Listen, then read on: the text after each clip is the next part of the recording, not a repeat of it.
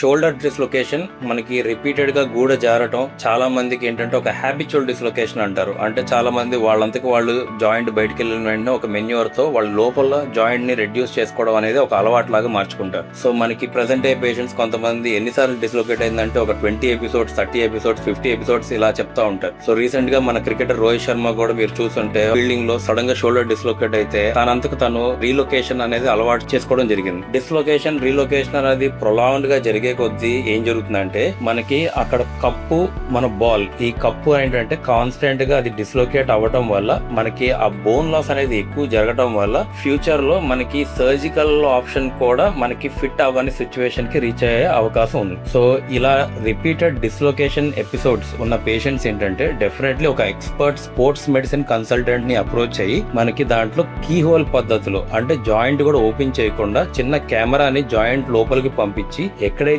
మనకి ఆ లిగమెంట్లు టేర్ అయినాయో కరిగిపోయే స్క్రూలతో వాటిని రీఅటాచ్ చేసుకోవడం వల్ల ఈ ప్రాబ్లం అనేది పర్మనెంట్ గా మనకి అవాయిడ్ అవుతుంది. అట్లాగే ఈ చిన్న కీ హోల్ వల్ల మనకి రేపు పొద్దున్నే ఒక మేజర్ సర్జరీని అవాయిడ్ చేసుకునే ఛాన్స్ అనేది మన చేతిలోనే ఉంటుంది.